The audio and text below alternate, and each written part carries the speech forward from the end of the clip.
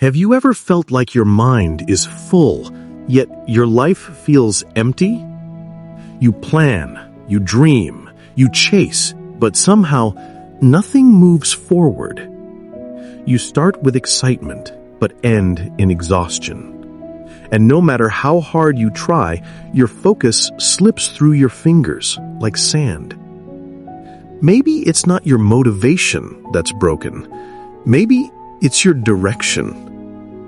Today's story will help you understand how one clear goal can quiet the noise, strengthen your discipline, and give peace to your restless mind. Once upon a time, there was a young man named Daniel who carried 1,000 dreams in his heart.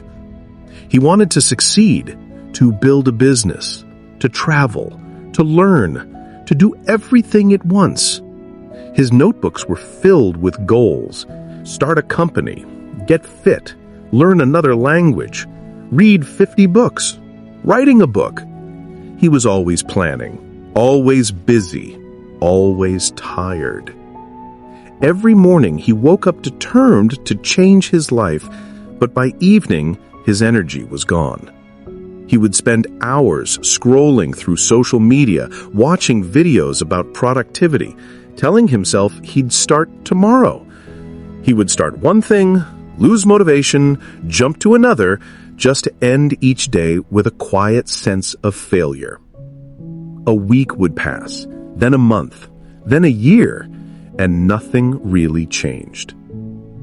Deep down, Daniel was tired, not physically, but mentally.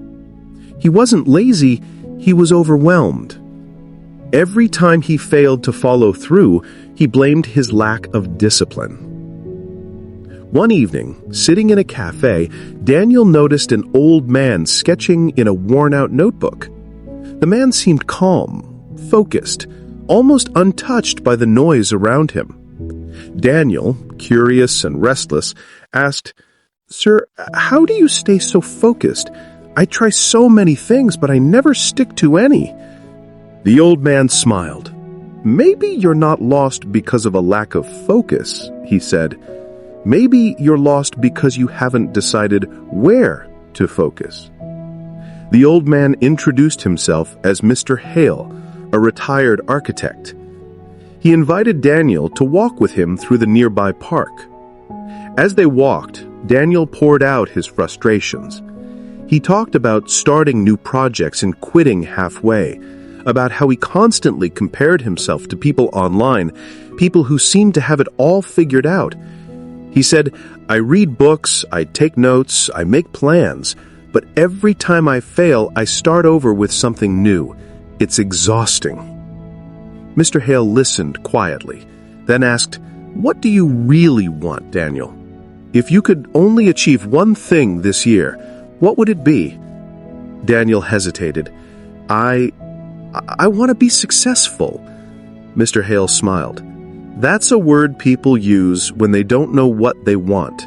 Success is not a direction, it's an outcome. What's your direction?" Daniel frowned.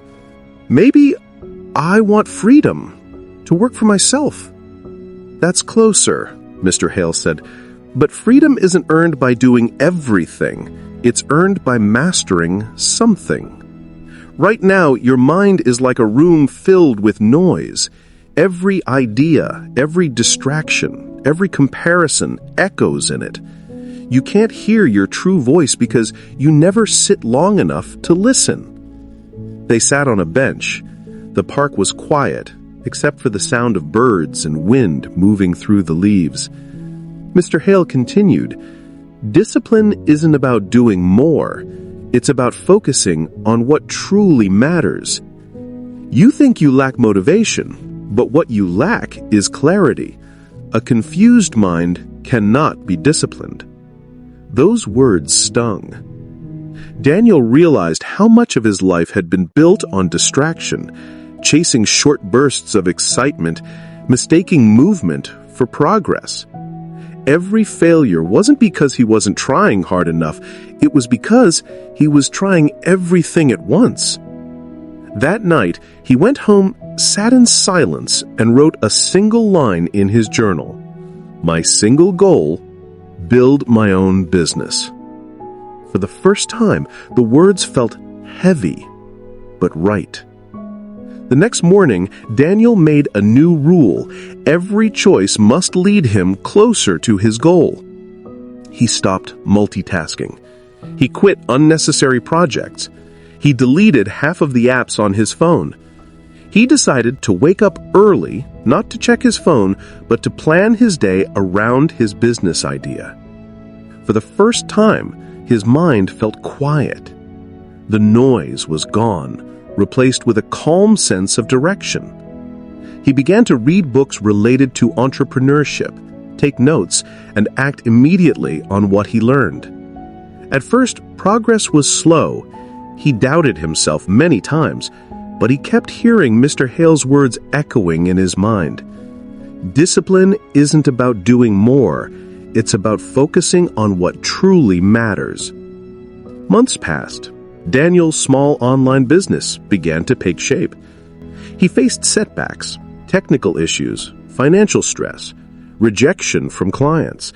But this time, he didn't give up. Whenever his motivation wavered, he went back to his journal and read the words at the top. My single goal: build my own business. He realized something profound. His mind was no longer the enemy pulling him in all directions. It had become his ally, sharp, quiet, and disciplined. One day, Daniel met Mr. Hale again at the same cafe. With a grateful smile, he said, "You were right.